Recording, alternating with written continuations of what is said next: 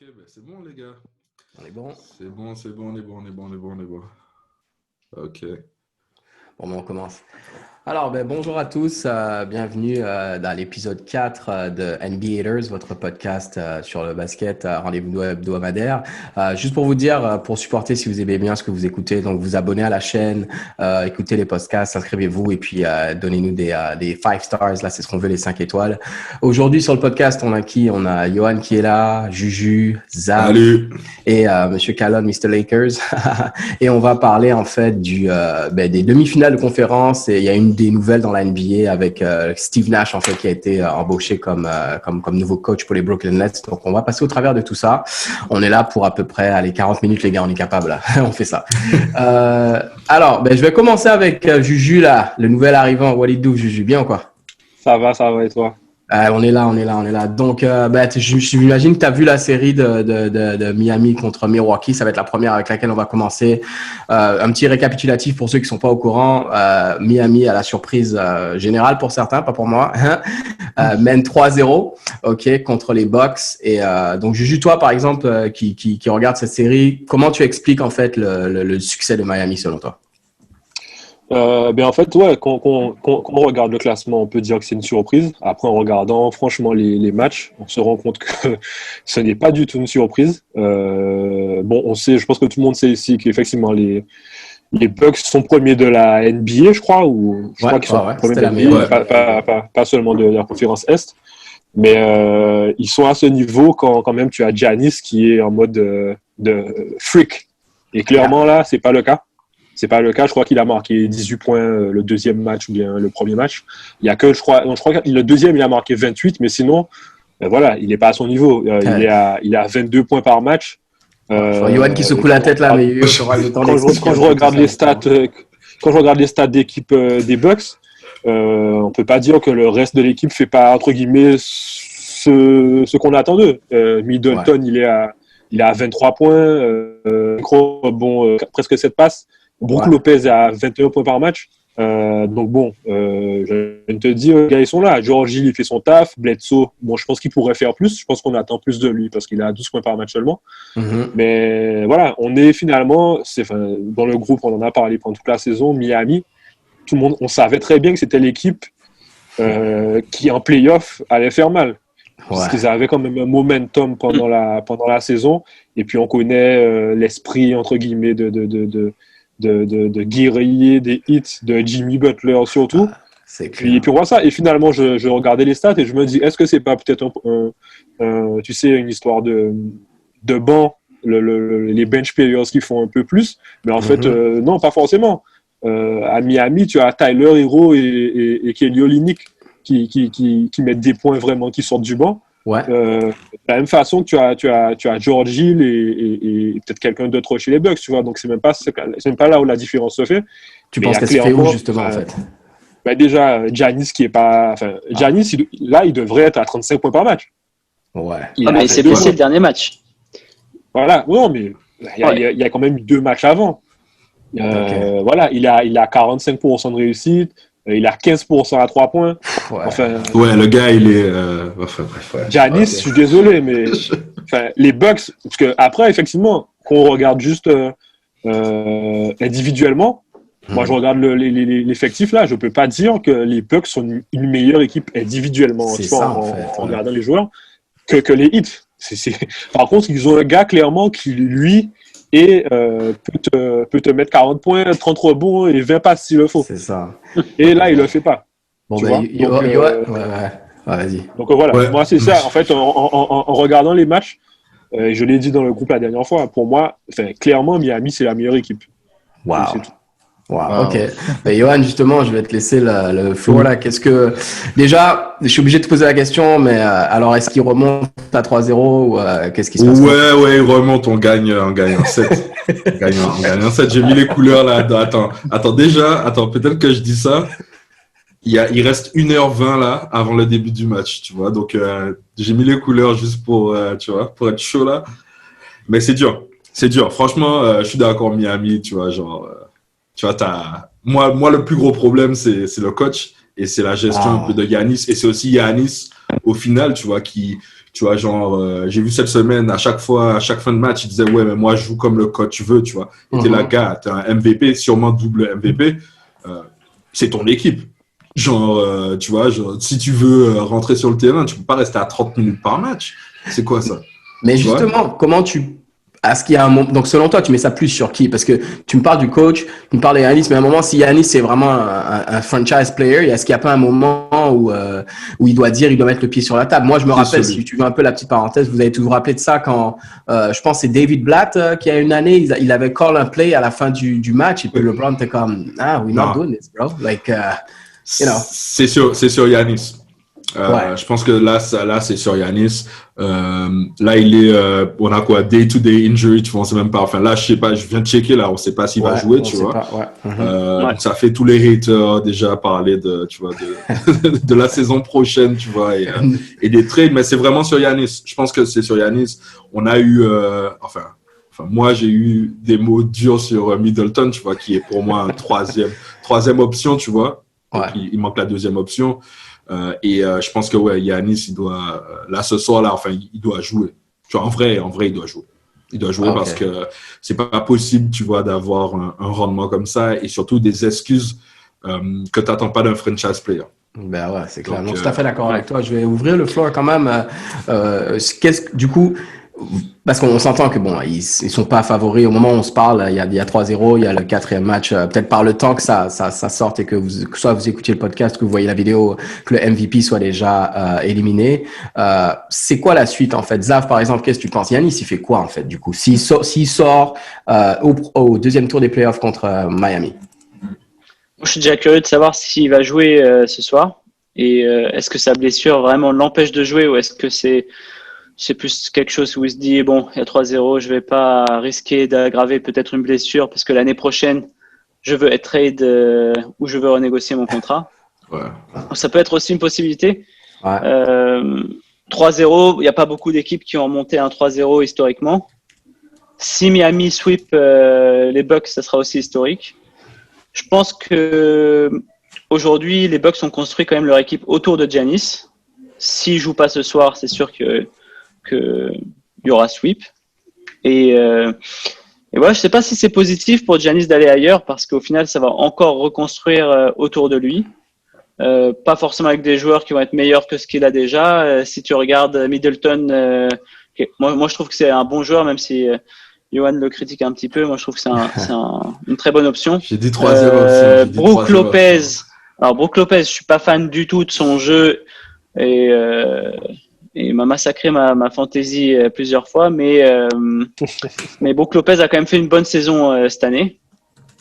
Et je pense qu'il manque pas grand-chose pour les Bucks pour faire une saison qui est quand même correcte. Donc, pour moi, un trade, Giannis repère 3-4 ans avant de pouvoir vraiment devenir une grosse équipe, quoi. Wow, ok. En tout cas, merci pour ça. De toute façon, on va passer à la prochaine série parce qu'on va s'assurer que voilà, on puisse parler un petit peu de chacune des séries ici.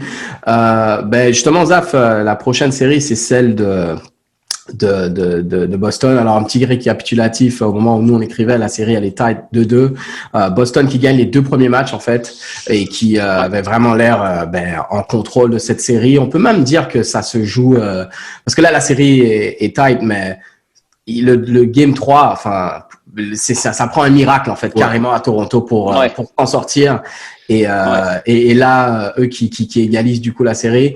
Toi, t'es du camp Boston. Comment tu te sens par rapport à ça je pense qu'il faut faire un disclaimer déjà avant. Voilà. Vas-y, tu vas la fin disclaimer avant. Non, je vais être assez objectif.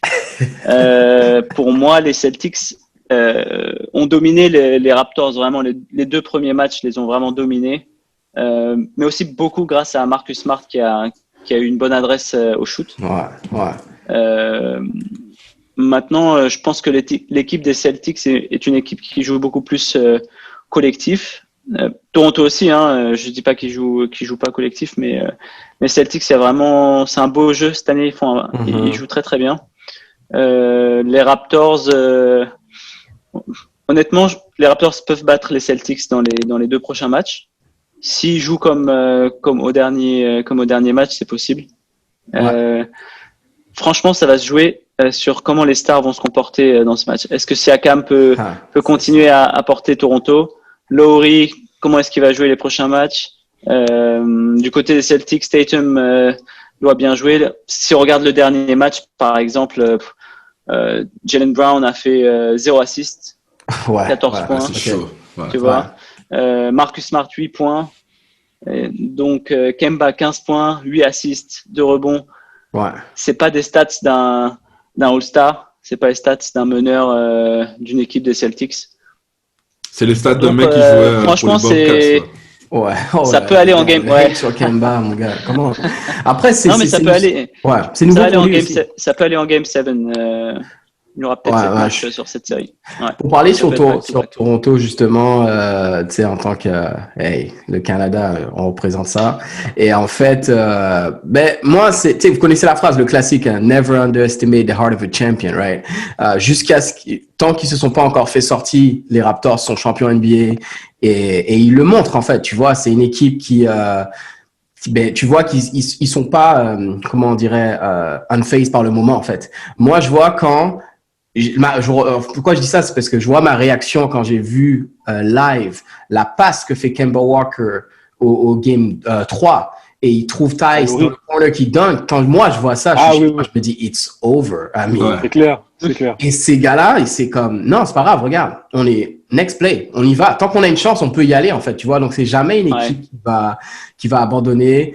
Essayez de vous rappeler l'année dernière, c'était la même chose en fait, tu vois, dans le sens où ils étaient menés 2-0 par Milwaukee. Ça prend une victoire en double overtime pour faire 2-1 et après la suite on la connaît, quoi. Vous voyez ce que je veux dire? Donc moi ça me fait plaisir. Après ça va être une bataille de tranchées, quoi. T'as pensé quoi de la passe de ouf de Kyle Lowry? Non mais incredible. Mais moi j'ai sauté sur mon canapé. J'avais jamais vu ça. Et puis au-delà de ça, même quand tu vois que la passe elle est réussie, c'est OG là qui la récupère là. Tu te dis le gars il marche après tranquille. Normal, comme s'il a l'habitude de faire ça, quoi, tu vois. Comme si les gars, ils n'allaient pas être 3 à down, tu vois, 3-0, quoi. La série était terminée, franchement. La série, mais clairement. Donc, quand on voit tout ce qu'il y avait en jeu, là, et de voir que, après, c'est ça, une fois qu'ils ont gagné celui-là, je m'attendais à une réaction, tu sais, je m'attendais que la série soit au moins tight, et là, ça va être ça. Là, ça va être intéressant. Ouais. Mais comme tu l'as dit, Zaf, c'est quel star va être capable de shine, et qui va pouvoir montrer que, voilà, quoi. Et après, il y a un joueur qui nous a fait beaucoup de mal aussi, c'est Ibaka. Ibaka, en une vingtaine de minutes, nous a détruit, quoi. Il rentre, il met 11 points d'affilée. Il met 11 points à 100 En 20 minutes, je sais pas combien de points d'affilée il a mis, mais il a mis Je crois qu'il en met 11 quand il rentre. Quand il rentre, il met 11 points comme ça d'affilée. 22 minutes, je crois, il met 18 points, un truc comme ça. C'est ça. Et il met plus de 5 rebonds aussi. Callum, t'en penses quoi de cette série-là pour l'instant, là? Ben, justement, tu as parlé de stars, de voir quelle star va plus se montrer. Ben, justement, j'aimerais revenir là-dessus parce qu'aujourd'hui, les gars qui pour moi sont un peu au-dessus et qui font énormément de bien à leurs équipes sont des gars qu'on n'a pratiquement jamais vu en All-Star, par exemple. Je prends l'exemple d'un Kyle Lowry. Aujourd'hui, il y a beaucoup de joueurs qu'on peut nommer à Toronto, mais c'est la tête pensante de Toronto aujourd'hui. C'est lui qui fait tout. Enfin, le gars sort du terrain avec 10 rebonds, quoi. Il est un peu plus haut que moi, le gars. Tu vois ce que je veux dire? 10 rebonds. Il se bat tout le temps sur le terrain. Tout à l'heure, on parlait, on n'en a pas beaucoup parlé non plus, quand on parlait de Bulls, de Miami Heat, d'un Goran Dragic, Goran Dragic, oui. Mais Goran Dragic, on n'en parle pas beaucoup parce que quand on parle de Heat, on parle de tous les autres. Mais aujourd'hui, quand tu regardes jouer les Heat, il n'y a pas de Heat sans Goran Dragic. Il fait énormément de trucs sur le terrain. Il a 22 points par match. Ouais. Tu vois? Et donc, c'est des gars qui sont... Ouais, il n'est pas tout jeune non plus. Et c'est des gars qui n'ont pas peut-être shine pendant toute l'année, qui aujourd'hui se montrent et qui font la différence dans leur équipe. Ce que tu n'as pas aux Bucks, par exemple. Exactement. Tu vois, ton meilleur shooter à 3 points, c'est Brook Lopez. On a un problème. Celui qui prend le plus de tirs, c'est Brook Lopez. Ouais, c'est ça. C'est clair. Je voulais compléter quelque chose. Pour la série Boston-Toronto, une des clés, je pense, moi, c'est le duel Jaylen Brown et Pascal Siakam. Puisque les deux premiers matchs aussi, pourquoi les Celtics gagnent, c'est que Siakam est complètement inexistant. Enfin, Ouais, il inexistant. se faisait bouffer par Jaylen Brown. En fait, Voilà, t'as il tout à doit fait mettre raison. 12 points, Ouais. quelque chose comme ça. Là, ça Ouais. fait 2 matchs où quand même, Siakam est quand même un peu plus présent dans les duels, etc. Il marque plus de points. Donc, je crois que Jalen c'est... Brown, très bon défenseur quand même. Hein. Très bon Bien défenseur. sûr, bien sûr, bien sûr. Ouais. Je crois Mais que là, c'est du coup, Juju, si tu me fais une prédiction sur cette série-là, à 2-2, au moment où on se parle, là, tu vois quoi là? Franchement, moi, je vais... Alors, je pense que c'est une des séries qui a le plus de chances d'aller en 7e match. Et je vais donner comment dire? Je vais rester avec le champion, quoi. Juste par rapport à tout ce Oh que là tu as là. justement. Ah, nice. Oh là là. Mais après, Judas on the record mais après avec le vraiment, champion. c'est voilà, Trahit ses origines. c'est du 50-50. C'est du 50-50. On l'a vu, hein. Donc, Ouais. et comme voilà, Kyle Lowry, enfin, une des dernières actions là, hier soir, il provoque un passage en force. Franchement, bon, je comprends, il y a le bras de Tatum, etc. Mais tu Ouais. vois, il est fort dans ça. Il est fort dans les petits trucs comme ça. Ouais. Mais Voilà, ça aussi, donc, c'est le manque d'expérience de Tatum. exactement. Parce que donc, pour moi, faire cette faute offensive à ce moment-là du match, c'est comme faire une mauvaise passe, comme perdre la balle. bien sûr. Et c'est ce qui a coûté le match. Enfin, C'est Comme faire une faute. ils étaient comme menés, faire hein, une faute. on est d'accord, ils étaient menés, mais ils pouvaient plus remonter. Une fois qu'il a perdu la balle, c'était fini. Bien sûr. Il y a plus de Exactement, c'est possibilité de ça. remonter. C'était Comme faire une l'action faute sur la décisive. ligne. Comme faire une Ah, faute ouais. sur le 3 points pour revenir Ouais. au Bucks. Ouais, c'est bon, c'est Justement, bon, c'est c'est très bon, bonne, c'est bon. très bonne transition. On va parler de ça aussi. On va introduire, on est le NBA Haters podcast. On va introduire une petite section qui s'appelle Rate or Hate. On rate ou on hate, en fait, dans le fond. Et les gars, je vais vous donner un peu la parole. Voilà, si vous avez, quand c'est bien, on rate, on donne un crédit. Et puis, si on n'aime pas, ben, on hate. Donc, est-ce que vous avez, tiens, vas-y, Johan, je vais commencer avec toi. Oh, come on. Ouais. Bon, Qu'est-ce que ça peut être, selon toi? qu'est-ce que ça peut être, mon hate? C'est bien de vouloir faire comme Popovic et de restreindre les minutes de son meilleur joueur. Mais au final, Mike, franchement, il y a un truc à faire. Faut arrêter faut laisser Giannis s'exprimer là. Faut laisser. Enfin, je sais que je disais au début qu'il doit quand même prendre les Sam Cassell, tu vois, tu vois, et les poser sur la table. Mais il y a un moment, tu vois, c'est vrai que le coach et le système, et je disais ça par rapport à Nick Nurse, tu vois, parce que la passe. C'est un truc de malade. Tu fais pas une passe comme ça. C'est interdit au basket de faire une passe comme ça. C'est interdit. Et le gars, il se dit, ils vont jamais s'attendre à ça. Et je crois qu'il a pris le truc de Ubi Brown ou un truc Ubi comme Brown, ça. exactement. Je sais pas quelle année, tu vois. Ouais. Et tu te dis, mais come on, là, on est à 0-3 là. C'est bon, quoi. Tu vois, c'est bon. Allez. Donc, ouais, mon flop là, c'est pour les Bucks. Et le coach des Bucks. Excellent. Moi, je vais rester sur cette série pour donner un exemple. Après, je vous donne la parole. Moi, mon flop jusqu'à présent, c'est on a vu c'est l'arbitrage, gars. On a vu quelques cas là, justement, si on parle de cette série des Bucks là, la faute complètement inexistante sur Chris Middleton qui donne 3 points.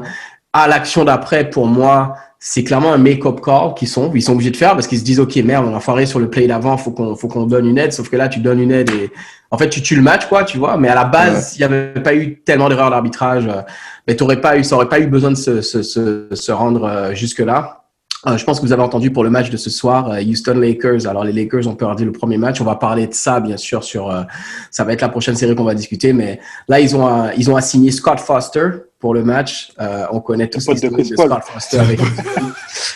Pareil, ça va être assez extraordinaire, quoi. Tu vois, des flops du côté de Marcus Smart. Enfin, il y a des trucs là, tu te dis, waouh, mais faut qu'on resserre ça parce que à la fin du jour, on est censé regarder le meilleur basket qu'on veut, mais des fois, les fins de match, là, t'es là juste à review les plays et c'est pas nécessairement agréable, quoi. Donc, moi, c'est ça mon flop. J'espère que les referees, ça va s'améliorer. Zav, vas-y. Moi, mon top, c'est James Harden. Harden sur le dernier match où il bloque Dort.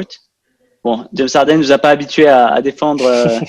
Shout out Dort, mais Montréalais. Ouais. Dort a été exceptionnel dans ses playoffs. Il mériterait aussi son top. Et je pense qu'on va en réentendre parler de lui. Mais James Harden a fait une défense exceptionnelle sur ce shoot.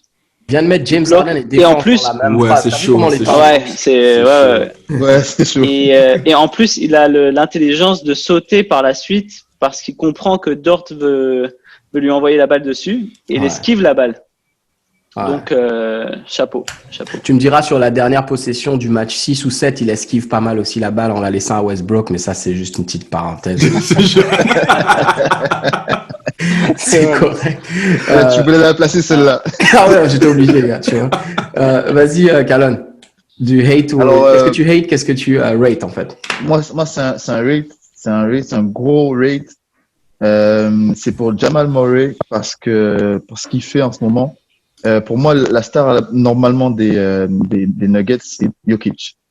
Tu vois. Mais là, il a pris les choses en main. Il a pris les choses en main quand ils sont menés. Je crois qu'ils sont menés 3-1, je crois. 3-1. 3-1. Ouais, c'était 3-1. Il perdait 3-1. Et il perdait 3-1. Et il prend les choses en main. Et le gars, c'est 50 points, 42 points, 50 points pour gagner la série. Ouais. Pareil hier soir. Nous, quand on a vu le premier match, on s'est dit Nuggets. Ouais. Tu vois, sweep. C'est même dans nos notes, tu vois. Genre, tu vois, le gars, encore une fois, tu vois, il prend les choses en main, 27 points. Bon, il est accompagné de Jokic, heureusement, parce qu'il était temps qu'il se réveille aussi, lui. Tu vois. Ouais. Mais pour moi, ce qu'il fait dans la bulle, c'est juste énorme, qu'on l'avait jamais connu à ce niveau-là. Ouais. Donc ça, c'est mon hate de la semaine. ouais, mais j'aime pas trop ton rate, tu vois, parce que là, ça fait qu'on vient de parler de 2 joueurs canadiens, là, tu vois. Et, le plus gros flop de la semaine vient de notre joueur canadien, là, tu vois. Qui est coach, non, tu vois. Bon, donc, tu vois, bon. Canada is taking over, tu vois. Mais c'est ça, gars. C'est ça, ouais, c'est vrai. C'est bon. Juju, vas-y, gars.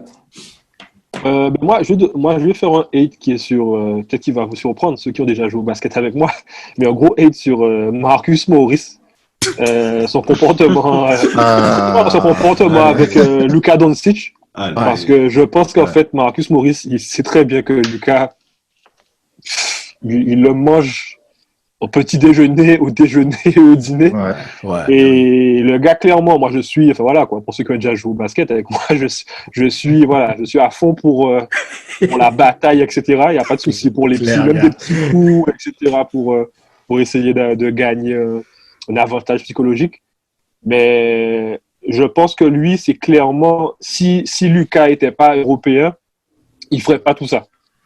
Et je sens vraiment que voilà, quoi, ce Marcus, il pourrait être dans notre groupe parce que c'est tous les Clippers.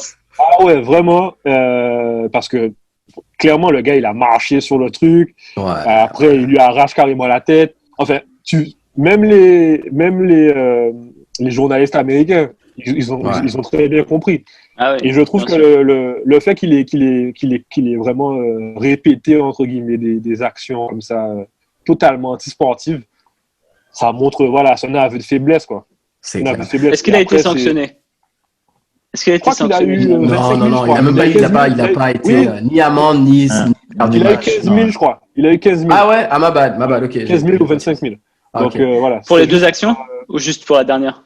Pour la dernière, je crois. Ouais, il a eu 35 000 sur le Game 6 Flagrant Foul. Ouais, c'est ça. Okay. C'est ça. Et Doncic a pris 15 000 c'est ça, pour envoyer la balle. Ouais. Envoyer la balle sur l'arbitre. Sur l'arbitre. Ah, c'est vrai, d'accord. En fait, c'était juste pour big up Luka, parce qu'il y avait beaucoup de haters avant qu'il arrive à NBA, et en même temps, faire un petit hate sur Marcus Morris. Mais il y a beaucoup de gens qui disent que genre si c'était Luka David de Indiana, tu vois, il serait tu vois poussé et je sais pas adulé en NBA, quoi, tu vois, mais il y a toujours ce truc sur les joueurs européens qui sont soft. Ouais, mais Lucas, je vais dire sur ça, après on va transitionner sur la prochaine série, mais c'est sûr que on n'a pas fini de parler de lui, les gars. Franchement, ce gars-là, il va être around. Et les gens, au bout d'un moment, ils n'auront pas le choix de respecter, comme disons, ils n'ont pas eu le choix de finalement respecter Dirk Nowitzki ou des gars comme ça. Moi, je voulais parler de la notion, de la beauté des playoffs, en fait, dans le sens où le plus important, c'est de faire des ajustements. Et même si tu prends une valise, comme on l'a vu avec Denver au premier match contre les Clippers, c'est de revenir au prochain match et de faire les ajustements et de voir comment tu arrives avec ça. C'est un des problèmes de Bud, justement, qui lui, il y a O3 et le gars, on dit, il change pas son game plan. Callon, Mr. Lakers, les Lakers qui perdent le premier match, en fait, de la série au moment où nous, on enregistre, en fait, il y a le game 2 ce soir. En termes d'ajustement, qu'est-ce que tu penses qu'est-ce qu'ils vont faire, en fait, les Lakers, là? Alors moi, j'ai un gros problème avec Vogel, dans le sens où j'ai l'impression qu'il est un peu en cruise control, tu vois, et ça me pose problème. Là, je vois le truc de Zaf. C'est pour ça que j'ai rigolé, en fait. C'est pas pour vous parce que j'ai vu ce que Zaf a fait là. Mais Zaf, c'est un gamin. Il y a un petit bug. Pour ceux qui nous écoutent dans le podcast et qui voient pas la vidéo, t'as Zaf qui nous met en background une photo de LeBron qui pleure. Crying LeBron, quoi, en gros. Donc, continue, Callon. Ouais, on l'a vu dans la bulle. Je sais pas s'ils se prennent pas assez au sérieux. À la fin des matchs de la bulle, ils en perdent 4 de suite. Je sais plus. Pour moi, pour une organisation comme les Lakers, tu ne peux pas te permettre de jouer avec le frère main. Et on l'a vu, ils l'ont fait pendant la première série. Là encore, ils le font. Je n'ai pas peur, hein, je vous le dis. Ok, c'est ça, c'était ma question suivie là, parce que regarde, ils perdent la dernière série, ils perdent le premier match contre Portland, ils en gagnent 4 de suite. Ils en gagnent 4 de suite. Moi, ça ne me fait absolument pas peur. Je pense qu'ils vont gagner 4-1. Wow. Pareil pour Portland. Okay. Mais selon toi, justement, qu'est-ce qui change en fait? Qu'est-ce que tu t'attends à voir ce soir, par exemple, pour qu'ils gagnent en fait, en gros?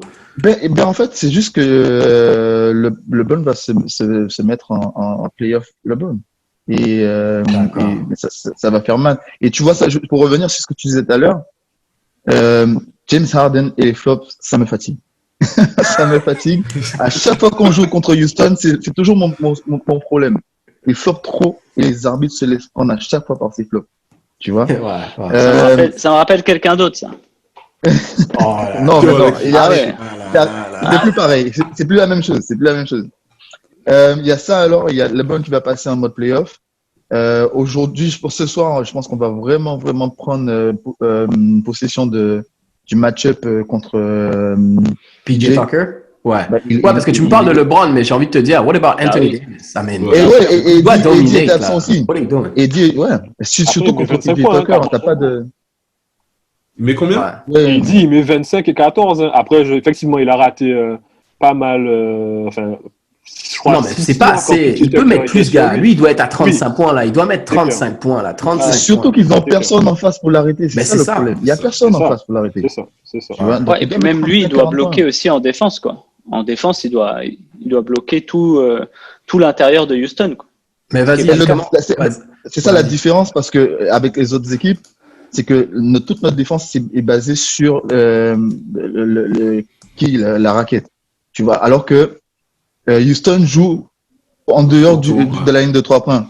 Et on n'a pas de défense, en fait. Les Gerald Green et compagnie, ils ne sortent pas assez vite. On se prend tout le temps des 3 points. Tu vois. Donc, tu es en train de me dire qu'un backcourt Rondo, Dion Waiters, ça ne fait pas l'affaire contre James Harden. Non, ça ne fait pas l'affaire. Ça ne fait pas l'affaire. Zaf, Houston, c'est quoi tes impressions en fait sur ce premier match en fait? Honnêtement, j'ai pas pu voir le match, okay. Donc j'ai pas pu vraiment étudier comment ils ont fait pour battre LA cette fois-ci. Ouais.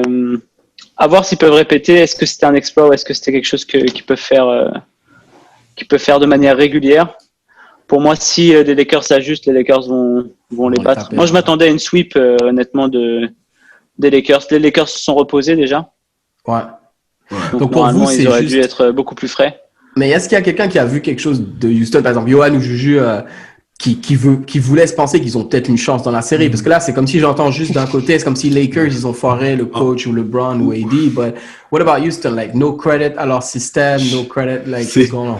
Ben c'est dur hein, parce qu'ils ont fait c'est des Nicanto pardon pour les gens qui parlent pas le créole guadeloupéen, c'est des copies de Golden State Warriors parce qu'ils ont une obsession de copier les Golden State Warriors avec Daryl Morey qui n'en peut plus de se faire avoir, tu vois, c'est un petit peu le gamin qui pleure tout le temps parce qu'il n'a pas, tu vois, personne ne reconnaît son talent, je sais pas quoi, tu vois.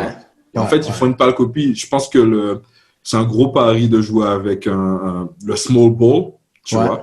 Mais le small ball des Warriors, la def line-up, elle n'a pas tout le temps été utilisée, en fait.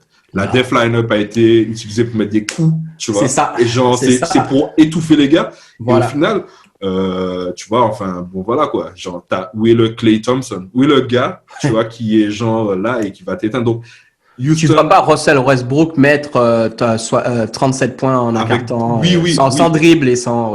Ouais, mais sans dribble, mais en fait, le truc, c'est ça, c'est que une fois, on sait que AD veut pas jouer 5, tu vois, mais je me dis quand même que là, j'entendais des gars, s'il veut rentrer dans la raquette, c'est mort, parce qu'il va... Tu vois, c'est tout ce qu'il peut faire, et c'est live or die by the free, et au final... c'est un bon pari. Je pense que c'est une équipe, c'est un peu, tu vois, c'est les équipes surprises, tu vois, où dans la bulle, ça pourrait marcher. Genre, t'as Houston, t'as Denver, tu vois, Miami, tu vois, Boston, tu vois, parce que c'est des conditions qui font que peut-être qu'il y a un truc, mais genre, je sais pas, j'arrive pas à dire des trucs positifs. Ouais, non. Justement, moi, je voulais que tu rebondisses sur... Parce que je sais pas si vous avez vu passer la nouvelle. On en parlait d'ailleurs au dernier podcast où on était pas mal on se disait que justement Mike D'Antoni, qu'il allait potentiellement se faire virer, dépendamment du outcome de la série d'OKC. Je sais pas si vous avez vu passer cette nouvelle, mais j'ai vu que la priorité de Houston maintenant, ce serait de renouveler Mike D'Antoni. Qu'est-ce que tu penses de ça, Juju? Donc on reprend les mêmes s'ils se font taper par les Lakers, on repart encore avec du James Harden, dribble et c'est ça. Franchement, moi je crois que c'est le match. J'ai beaucoup regardé la série contre OKC, et franchement, je me suis surpris à penser que les Warriors me manquaient, quoi. Alors que moi, j'étais vraiment hater des Warriors. C'est chaud. Parce que franchement, c'est pas du basket que je peux regarder, quoi.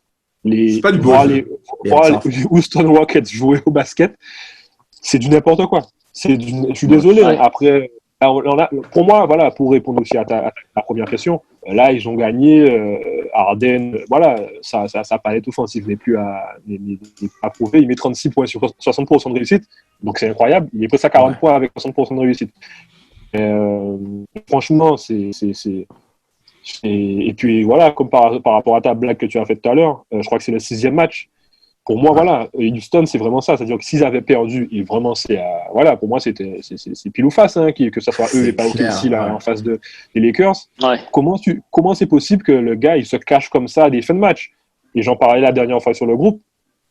Harden, c'est que ça. Tu peux reprendre toutes les dernières années, et moi, c'est là où j'ai vraiment regardé beaucoup. C'était en 2017 où Ginobili le contre. Non, c'était terrible ce match-là. Wow. Et c'était déjà Harden qui explosait tout en saison régulière. Et puis on arrive en playoff, et puis tout d'un coup, tu te demandes en fait, est-ce que le gars tout d'un coup il perd l'intérêt pour juste gagner parce qu'il disparaît, ou alors est-ce que c'est pas justement de la fatigue?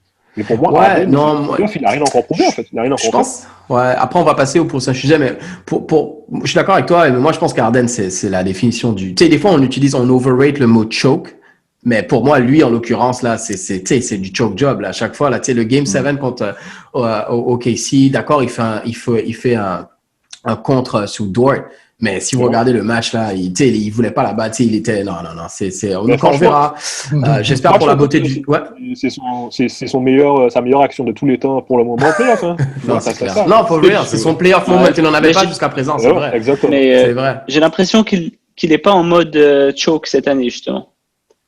Le fait qu'il y ait Covington qui est là, qui le soulage en défense, que Westbrook soit là, c'est son pote, et c'est aussi quelqu'un qui peut prendre le lead quand Harden ne sent pas de le faire. Alors tu l'as dit toi-même tout à l'heure, parce qu'il choke, justement. Harden a laissé, pas parce qu'il choke, mais en fait quand tu regardes, Harden ressort souvent la balle quand il joue, hein. Pas forcément à la fin du match, mais c'est quand même quelqu'un qui distribue. Ouais, mais si tu compares Jimmy Butler et James Harden, je peux comprendre, tu ressors la balle, nanana.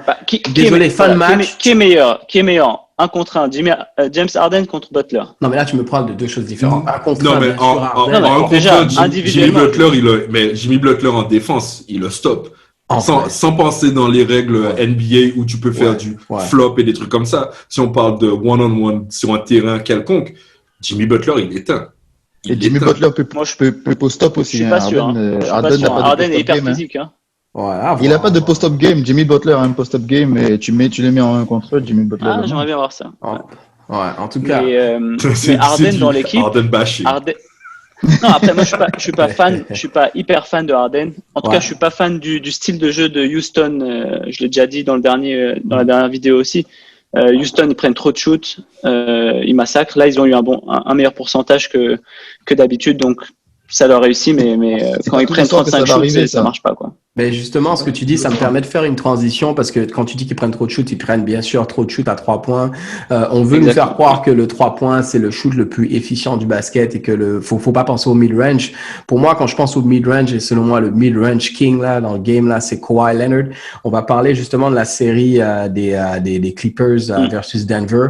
On voit le premier match où, soyons honnêtes, c'est une clinique, quoi. Kawhi, il va dans tous ses spots, il fait ce qu'il veut, Paul George qui a un petit peu qui récupère son niveau, et là quand on voit ça on se dit allez, et ça faisait partie de nos notes aujourd'hui, on se dit est-ce que c'est juste un sweep ou au moins un gentleman sweep. Là t'as Denver qui revient hier soir, ils ont gagné là, donc la série est à égalité. Johan, je sais pas si tu veux commencer avec Denver ou je peux commencer avec Denver. Déjà c'est la grosse surprise avec notre ami le Canadien là, c'est juste ouf ce qu'il fait. Tu es mort.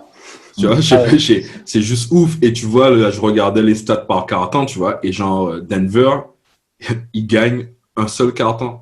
C'est le premier. Wow. Ouais, en fait, en vrai. C'est le premier. Ils ont mis 44 contre 25. Ouais. Au deuxième, ils mettent 28. Elle est ici, mais 31. Ensuite, ils mettent 17 contre 21, 21 contre 24. Ouais. C'est au premier quart-temps. Et après, tu vois, genre, je vais pas mentir, tu vois, c'est une bonne surprise. Je pense que ça serait une bonne success story, tu vois, Denver. Un peu déçu de Jokic en général. Parce qu'on l'attendait, tu vois, on a vu des images. En fait, genre, quand il est arrivé, le mec, c'était comme Woody Mello, tu vois, quand il était dans le club, tu vois. Genre, c'était skinny Jokic, tu vois, et en fait, il charbonne, hein, je vais pas mentir, tu vois, c'est là parce que quand tu regardes ses stats, gars, il produit quand même. Il produit en fait sur le stat line. Mais c'est chaud parce que tu vois, des joueurs comme ça, tu te dis tout le temps, mais putain, les gars, ils foutent rien, tu vois. Ils foutent rien. Et en fait, il fait du double, tu vois. Et je pense qu'il y a une chance pour aller en 6. J'aimerais bien voir ça en 6. Moi, j'attends vraiment, enfin, tu vois, t'as dit que Kawhi, il est clean et que moi, tu vois, l'autre podcast, tu vois, j'ai dit, quand je l'ai vu jouer, tu vois, je l'ai vu jouer 2 fois, lui, quand il est en mode, quoi. Il y a personne qui va là. Automatic. There's nothing you can do. Juju, t'es Doc Rivers, vous êtes en train de regarder le game film du match qu'il y a eu hier. Qu'est-ce que tu dis aux gars, en fait? Après, voilà, comme tu dis, tu sais que tu vas pas avoir je pense pas que tu vas avoir 2 fois dans la série. Kawhi a 13 points, je crois. Ouais. Donc, ça fait quand même une sacrée différence. Et puis, comme Yo l'a dit, à un moment, il faut rentrer dans le match, quoi. Parce que moi, j'ai vu le début et après, j'ai vu juste le résumé ce matin. Et je pense en fait que c'est ça, les Nuggets le match super. Je crois qu'au moment au premier quart-temps, il y a 41-23. Ouais, c'est ça, ils perdaient 20 dans le premier quart, c'est ça. Et je pense qu'après, les Clippers reviennent un peu avec Paul George, etc. Mais, et puis finalement, Gary Harris les tue avec 3 points sortis sur des bonnes actions d'ailleurs, où c'est Jokic qui fait à chaque fois la passe. Ouais. Donc je pense que les mecs, ils ont perdu beaucoup d'énergie justement pour revenir au score. Ouais. Les Nuggets, en fait, eux, ils ont cruise pendant tout le match, en fait. Ils ont bien démarré. Donc, je pense que les Clippers restent au-dessus, essentiellement parce qu'il y a Kawhi, et que je pense qu'ils ont un meilleur effectif. Après, peut-être que ça va aller en 6. Mais voilà, si je suis Doc Rivers, je ne m'inquiète pas trop. D'accord. Paul George, on dirait qu'il est revenu. Ouais. Donc voilà, je vois toujours les Clippers remporter la série quand même assez facilement, quoi. Ça marche. Calonne et Zach, vous avez un mot à dire sur cette série, allez. Ouais, moi sur les Clippers, parce qu'on parlait de plagiat tout à l'heure avec Houston. Pour moi, j'aime pas du tout Alors, vous allez dire, c'est parce que c'est un Lakers qui dit ça, mais j'aime Ouais, pas c'est du ça. tout l'atmosphère. J'aime pas du tout l'atmosphère qu'il y a chez les Clippers. Je sais pas s'ils essaient d'être les bad boys de Piston, mais Ouais, tout ce qui je se vois passe ce que tu veux autour d'eux, enfin, il y a beaucoup de négativité chez les Clippers. Et pour moi, c'est Mais c'est à cause de ça, deux le joueurs, ça.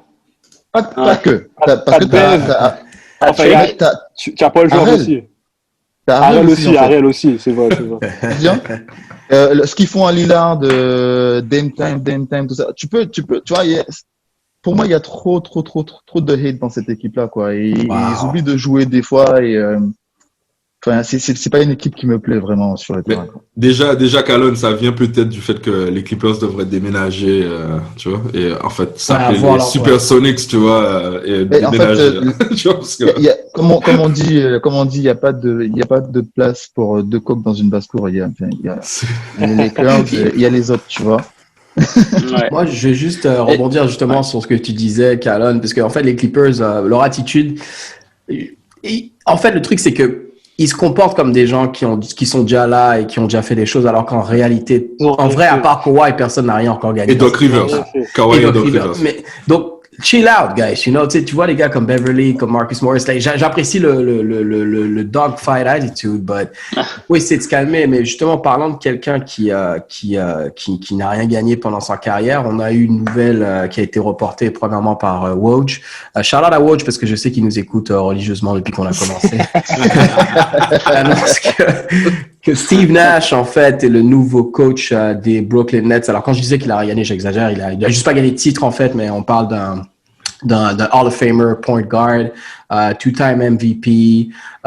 Mais là, par contre, être head coach des Nets, je suis curieux de savoir c'est quoi vos réactions. En fait, Yoann, vas-y, qu'est-ce que tu penses de ça, en fait?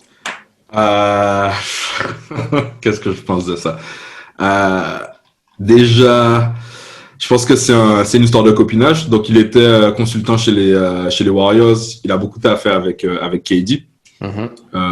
Je pense que ça, c'est bien parce que, et c'est mauvais pour moi de dire ça parce que Jason Kidd a eu la même chose, c'est genre players coach, tu vois. Ouais. Je pense que c'est un gars qui a fait du taf, enfin, il n'y a rien à dire sur son CV, tu vois. Il a fait un taf de ouf avec les Canadiens.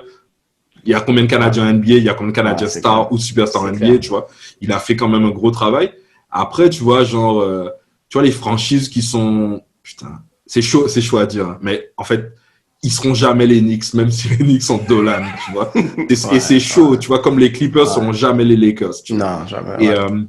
Et t'as trois égos en fait à gérer parce que t'as DeAndre Jordan qui pense que c'est DeAndre Jordan d'il y a 4-5 ans aux Clippers. C'est clair. Le DeAndre Jordan qui était, je sais pas, à Dallas et qui restait enfermé dans sa chambre avec ses potes des Clippers pendant que Mark Cuban le cherchait, tu vois. En fait, tu vois, t'as plein de trucs et c'est des trucs de copinage et j'ai hâte de voir ce que ça va donner, tu vois. J'ai vraiment hâte de voir ce que ça va donner, mais il y a un truc que tout le monde oublie dans ces équipes-là, c'est que la saison prochaine, les Warriors, en fait, ils sont toujours là. En fait, on peut parler de peu importe, hein, les Warriors, ils sont toujours là. Tu vois, et je pense que les gens oublient ça. Donc voilà. C'est bien. Zab, vas-y. Donc, Steve Nash, c'est ça, en fait. Qu'est-ce que tu penses? Première fois head coach, une équipe comme ça? Pour moi, c'est quasiment impossible au jour d'aujourd'hui de dire si ça va être un super coach ou pas. Il a la vision du jeu. C'est quelqu'un très, très intelligent niveau basket. Je pense qu'il est aussi très respecté, même s'il n'est pas américain, il est respecté par les joueurs.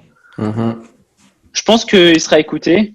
Maintenant, de là à pouvoir gérer Kyrie, je pense que KD il peut gérer, DeAndre Jordan il peut gérer, mais Kyrie c'est le problème à Brooklyn pour moi.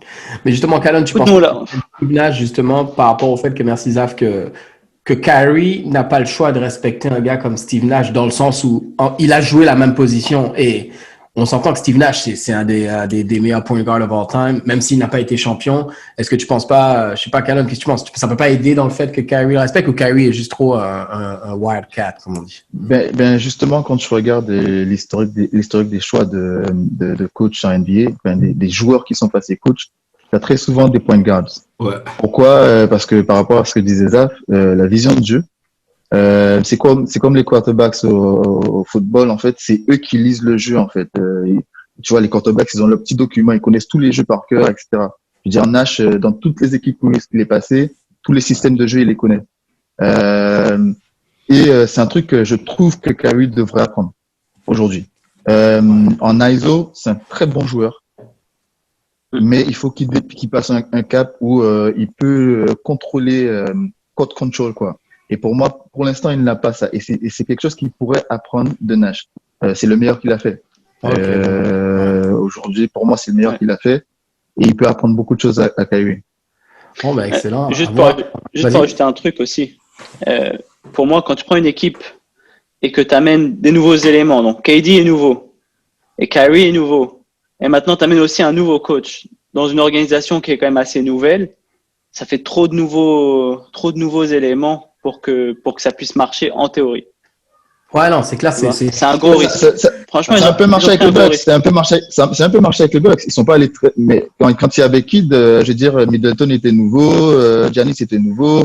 Ouais, mais Kyrie était blessé. Kyrie était blessé, on ne sait pas comment il va revenir. KD était blessé, on ne sait pas comment il va revenir. Ouais. Tu vois?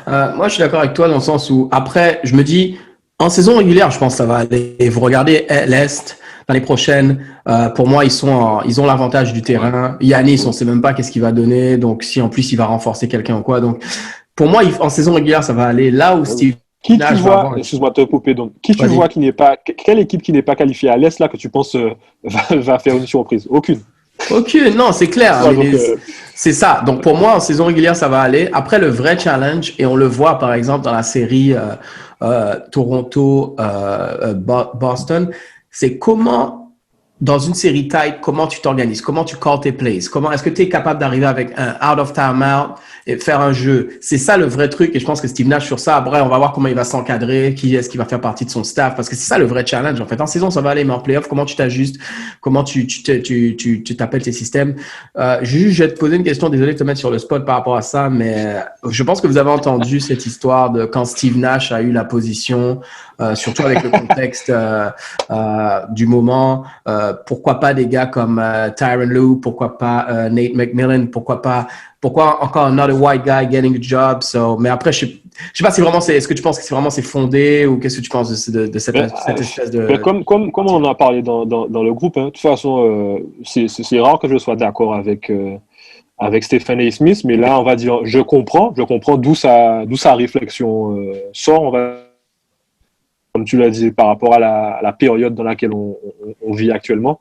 Mm-hmm. Ensuite, je pense que c'est comment dire, je vais pas dire qu'il faut avoir ce type de réflexion avec certaines personnes, mais je pense que pour le coup, bon, Steve Nash n'est pas forcément la bonne personne. C'est pas n'importe qui non plus, quoi. Voilà, non, mais c'est pas ça, c'est que après, voilà, je comprends la réflexion de Stephen A. Smith. Se dit là, on a une dizaine peut-être de coachs qui attendent un coup de fil. Sam Cassell, moi franchement, je pense que ça fait plus de 10 ans qu'on voit Sam Cassell. Regarde le gars des Spurs aussi, Ime Udoka. Pourquoi mais à ce moment-là, pourquoi est-ce que Stephen A. Smith n'a pas dit ça quand Brad Stevens a été nommé aux Celtics? Non, parce que Brad Stevens, il était coach. Le problème, c'est mais il était coach pas en NBA. Voilà, non, mais c'est un coach. Là, ce que Stephen A. Smith il a voulu dire, c'est que même s'il adore, il a dit, il adore Steve Nash, et que voilà, il y a plusieurs anecdotes avec Quentin Richardson quand ils ont tous les deux signé à Phoenix. Ils se retrouvent tous les deux en dehors de la salle du GM. Et à un moment, il manque de l'argent pour que les deux puissent signer. Steve Nash, comme ça, il dit au gars, c'est bon, donnez l'argent. Retirez de l'argent sur mon contrat, donner à Q-Rich, et puis les mecs sont partis sur les bords des bières. Enfin, tous les podcasts, de Quentin Richardson et les podcasts de Matt Barnes et de Stephen Jackson. Yeah. C'est quand même des gars qui sont, c'est des gars qui clairement ne viennent pas du même background que Steve Nash. Steve Nash, c'est un Canadien, j'imagine bien le type d'enfance qu'il a eu. Et t'as vu les gars comme Stephen Jackson, les mecs, ils ont rien à voir. Et pourtant, les gars, ils te disent non, Steve Nash est ultimate respect, tu vois. Donc, je comprends la réflexion de Stephen A. Mais je pense qu'elle est malvenue pour cette. Est-ce qu'on fait pas too much avec cette histoire de. Est-ce qu'on fait pas too much avec cette histoire de enfin, il faut mettre un black man, tu vois. Je dis, franchement, il y en a. T'as des Doc Rivers qui réussissent. Bien sûr. Kid a eu sa chance, Lou a eu sa chance. Ouais. Est-ce qu'on veut juste en forme de token, il faut mettre un black coach, tu vois? Et je suis d'accord avec toi, Khaled. C'est pour ça que bon, j'ai mis Julien dans un tough spot, mais il fallait quand même qu'on l'adresse parce que c'est quelque chose qui circulait sur les réseaux et tout. Mais en vrai, après, en termes d'organisation, si tu considères que tu as pris la meilleure personne pour le job, en vrai, qu'elle soit black, white or Asian, whatever, c'est surtout bientôt dans on aura une là, femme voilà. coach en NBA. C'est Sean Marks, hein. C'est ça. Et surtout, c'est KD et Kyrie. Voilà. Bah, c'est ça, c'est eux qui choisissent Le mec, aussi. Le mec, il a créé une relation avec KD apparemment quand il était blessé aussi aux Warriors. Le mec, il est entouré de tout le monde. Vraiment, je pense que pour le coup, il n'y a personne qui n'aime pas Steve Nash. Ils sont meneurs, comme vous l'avez dit, c'est un meneur. Donc, mais le plus gros souci, c'est pas le nombre de coachs noirs, en fait. C'est pas ça, hein, le problème. Le problème, c'est que dans ce choix, et c'est un truc qui est partout, c'est-à-dire que c'est par rapport aux connexions que les coachs ou les assistants coachs noirs n'ont pas, en fait, accès au cercle dont Steve Nash a accès, tu vois. Et j'ai entendu beaucoup de podcasts qui parlaient, ils se disent, en fait, et ce qui est chose, tu vois, c'est de parler d'un mec comme Steve Nash, en fait. Tu vois, c'est genre, t'es là, ah ouais, il a pris la place d'un black coach, alors que ce gars-là, tu vois, c'est le gars le plus remarquable du monde, tu vois. J'ai pas lu les derniers TMZ sur lui, donc c'est pas comme si je mettrais ma main à couper, mais tu vois, c'est un truc comme ça. Mais t'as en fait une structure, et c'est un problème, c'est pas le problème des Nets, c'est un problème en NBA. Où, en fait, il y a combien de... Enfin, on les appelle plus des own. Tu as combien de governors? Black governors, one. MJ. Okay? Ensuite, tu regardes les coachs et les gens ne disent pas, c'est pas le manque d'opportunité, c'est le manque d'opportunité de failure. Ouais. C'est comme la corde, elle est plus courte, tu vois, quand c'est ça que tu veux dire, Yohan? Ouais, c'est ça. Et en fait, c'est pas un truc contre Steve Nash ou contre les autres coachs blancs, tu vois, qui se rendent compte de ça, en fait, du truc, ils se disent, en fait, et au final, t'as 30 places. Ouais, c'est ça. aussi, mec, c'est ça. Donc, moi, je lui souhaite, franchement, bon courage avec Kyrie, tu vois. Alors que, non, mais je dis ça, mais en fait, moi, je me retrouve beaucoup dans Kyrie et dans CP3, qui sont des joueurs que je n'aime pas voir, tu vois. Au final, si je suis franc, tu vois, moi, quand je jouais même meneur, j'étais plutôt la personnalité d'un Rondo ou d'un CP3 ou, tu vois, ou de Kyrie, quoi, tu vois. C'était ça mon truc, tu vois. Je fais chier à mes coachs, tu vois. Voilà, quoi, tu vois. Donc voilà, mais bon courage pour la saison prochaine. Excellent. Je pense qu'on a touché. D'ailleurs, en parlant de coach noir, on a perdu une légende récemment. C'est vrai. On a perdu une légende récemment et. Premier coach noir qui a gagné le titre à NCAA, by the way. Il a coaché. Qui a ouvert la voie pour tous les coachs noirs qui sont venus après lui. Ancien coach de Alonso Morning, shout out à Deto. J'ai hâte d'avoir Deto dans le pod qui va nous parler de Zo. Il a coaché Morning, il a coaché Patrick Ewing, Iverson. I mean, yeah, that's effectivement. Il est vraiment l'image je me rappelle, on était en Guadeloupe, je me rappelle, Georgetown Warriors, le logo du chien, c'est comme un club, quoi. Ouais. Ce qui est ouf. Ce qui est ouf, c'est qu'il y a beaucoup de gens, dont moi je pensais que Georgetown, c'était une université noire, en fait. Ouais, carrément. Je pensais que c'était une HBCU, tu vois. C'est Chris Hines qui a dit ça. Il a dit ça, ouais. Il a dit ça. Moi, je pensais que c'était ça. Les gars, tu pensais vraiment que c'était comme Howard, tu vois, comme des universités comme ça. Ouais. Et le truc de deck, je me rappelle toujours de ça. Quand j'étais allé visiter Mehdi à Washington, il m'amène à l'endroit où il y a Georgetown. Ça n'a rien à voir avec un truc pour les Noirs. Georgetown, c'est super chic, quoi, tu vois. C'est super beau, tu as un petit lac à côté. Enfin, tu vois, c'est l'image que tu as avec l'université.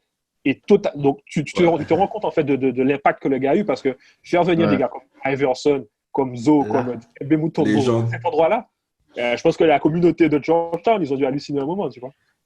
C'est clair. En tout cas, les gars, on va wrap up. Je pense qu'on a touché pas mal tous les sujets qu'on voulait toucher. Merci pour ceux qui nous écoutent. N'oubliez pas de vous abonner à la chaîne YouTube, nous écouter sur Spotify, des 5-star, des reviews. Ça nous permet justement de continuer de faire ce qu'on fait. Et voilà, c'est ça. Je pense que c'est pas mal ça pour aujourd'hui, les gars. On va se retrouver pour un prochain épisode la semaine prochaine. Okay? Avec les Bucks, hein. Avec Les Bucks, on on verra. sera Allez. vivant, on sera Avec, vivant. avec ou sans. Avec ou sans. Attends, il reste combien de temps là? Putain, je vais regarder ça.